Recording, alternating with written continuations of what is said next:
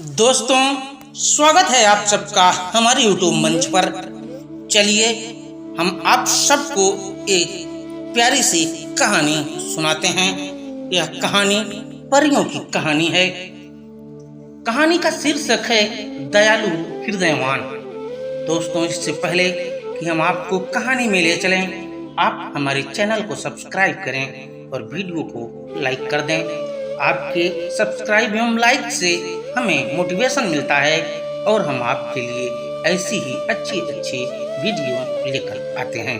तो चलिए शुरू करते हैं कहानी दयालु हृदयवान। प्रवेग राज्य का शासक जयद्रथ सुचारू रूप के शासन की बागडोर संभाल रहा था। बारिश के अभाव की वजह से एक बार राज्य के पूर्वी प्रांत में अकाल पड़ा। वहां के नागरिक अनेक यातनाओं से गुजर रहे थे।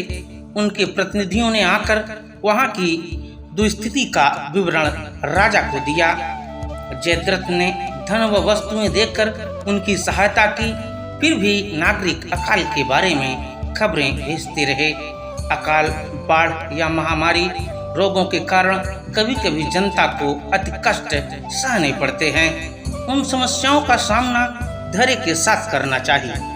भला राजा उनकी सहायता कब तक कर सकेगा? जयद्रथ ने एक दिन अपनी असमर्थता जताते हुए कहा।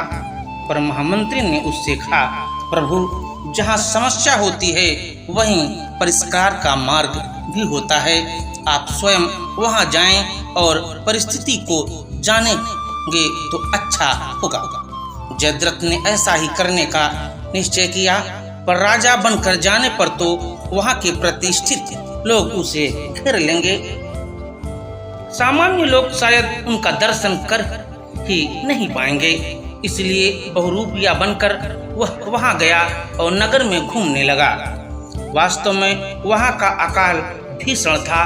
बहुत से लोगों को एक वक्त का खाना भी मिल नहीं पा रहा था। उसके शासन काल में किसी प्रांत में ऐसा होता ही रहता था, इसलिए इसमें उससे कोई नयापन नहीं दिखा।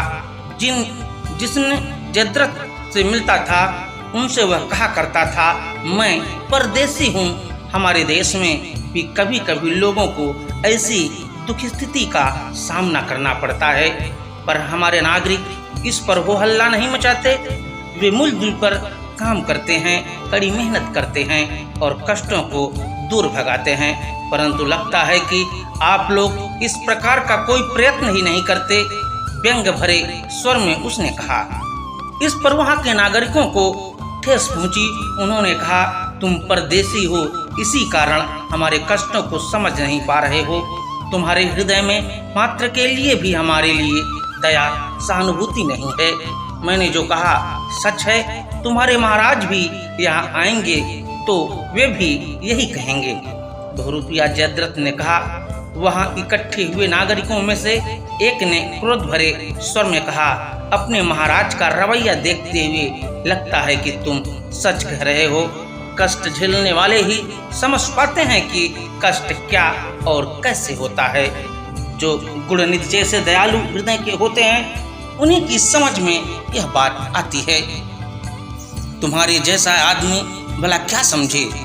वह गुणनिधि दक्षिण प्रांत का निवासी था। कोई कष्ट में फंसा हुआ हो तो उनको ढूंढता हुआ उनके पास पहुंच जाता था। उनके कष्टों को देखते हुए वह द्रवित हो जाता था और अनायास ही उसके हृदय से कविता फूट पड़ती थी। लोगों का कहना है कि उन कविताओं को सुनकर शिलाएं भी आंसू बहाने लगती थीं। उन दिनों गुणनिधि पूर्वी प्रांत में ही कहीं भ्रमण कर रहा था। 2 दिन के बाद जयद्रथ की मुलाकात गुणनिधि से हुई। प्रजा के कष्टों का वर्णन करते हुए उसके हृदय से फूटी कविताओं को सुनकर जयद्रथ का मर्म विचलित हो उठा। उस क्षण उसके मन में एक विचार आया। वह सोचने लगा कि गुणनिधि जैसे व्यक्ति को राजा का प्रतिनिधि बनाकर किसी प्रांत में भेजा जाए तो राज्य का बड़ा ही भला होगा। नगर लौटने के बाद जयद्रथ ने अपना विचार महामंत्री को सुनाया। महामंत्री ने कुछ क्षणों तक सोचने के बाद कहा, प्रभु, गुणनिधि एक महान कवि मात्र हैं। कवि को राजा का प्रतिनिधि बनाना हो तो यह जानना आवश्यक है कि क्या उसमें इसकी योग्यता है। मेरी सविनय निवेदन है कि जब तक हम उनकी परीक्षा नहीं लें तब तक वे राज प्रतिनिधि के पद पर नियुक्त न किए जाएं। जहां तक मेरी बात है, मैं गुणनिधि की परीक्षा ले ली है।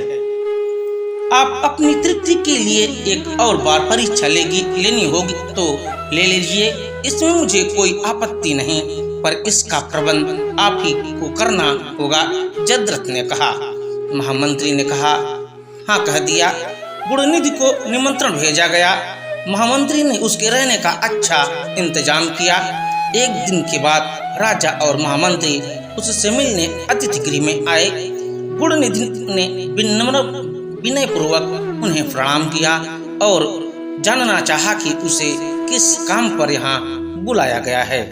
मैंने सुना है कि आप दयालु हृदय के हैं। आपके द्वारा एक उत्तम पत्नी और एक उसके पति के बीच उठ खड़ी समस्या का परिष्कार हो, इसी आशा से आपको यहाँ बुलाया गया है। फिर महामंत्री ने उस दंपत्ति की कहानी यूं सुनाई। सुमित और चंद्र ने एक दूसरे से प्रेम किया और विवाह रचाया। दोनों बड़े ही प्यार से जीवन बिताने लगे। उस दौरान सुमित के माँ बाप बीमार पड़ गए। चंद्र के माँ बाप ऋणग्रस्त हो गए। ऐसी दुर्भाग्यपूर्ण परिस्थिति में एक मुनि ने आवेश में आकर चंद्र को शाप दिया कि वह 3 पैरों का वृद्ध बन जाएगा। चंद्र गिड़गिड़ाया तो मुनि ने शांत होकर कहा, 1 सप्ताह के अंदर दयालु हृदय वाले पुरुष के अंगूठे के रक्त की एक बूंद अपने सिर पर डाल लोगे तो मेरे शाप का कोई प्रभाव नहीं होगा। पर इसके साथ एक नियम भी जुड़ा हुआ है, किसी भी प्रकार से वह पुरुष तुम्हारा रिश्तेदार ना हो।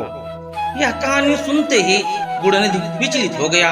उसने तुरंत सुमित और चंद्र से मिलने की इच्छा प्रकट की।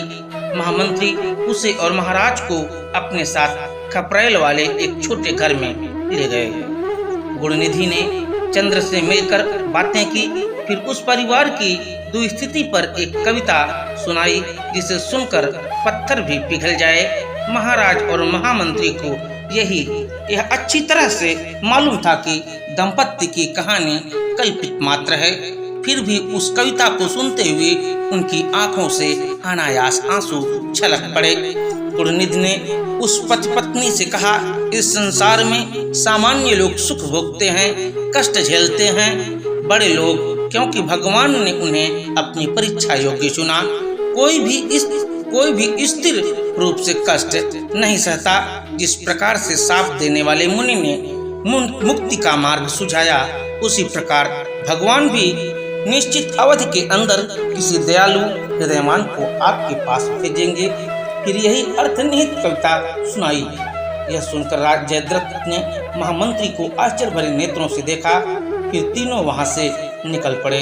राजधानी पहुंचने के बाद महामंत्री ने कहा, महाराज, गुणनिधि कवि मात्र है। उसकी कविताओं से जनता के कष्टों की जानकारी मिलती है, पर वे मिट नहीं जाते। राज प्रतिनिधि होने योग्य वही है जो कष्टों में प्रजा को सहायता पहुंचाए। अपनी आंखों के सामने इतने कष्टों को देखने के बाद भी उसने यही कहा कि रक्त की बूंद छिड़काने के लिए दयालु हृदयवान को भगवान अवश्य भेजेंगे, पर वह स्वयं काम करने को सन्निध नहीं हुआ। प्रजा के लिए अच्छा जो कर दिखाएगा वही राज्य प्रतिनिधि बनने के योग्य है। जयद्रथ ने महामंत्री के इस विचार को स्वीकार किया और बड़ी ही चतुरता से राजा को उनकी गलती पर सावधान करने वाले महामंत्री का अभिनंदन किया। फिर राजा ने कवि गुणनिधि का भी स्वागत और सत्कार किया। दोस्तों, अगर यह कहानी आपको अच्छी लगी हो तो आप इस कहानी को अपने दोस्तों के बीच शेयर जरूर करें। यह कहानी हमारे हृदय को अवश्य द्रवित करती है। मिलते हैं कल एक और नई कहानी के साथ। तब तक के लिए जय हिंद, जय भारत, वंदे मातरम।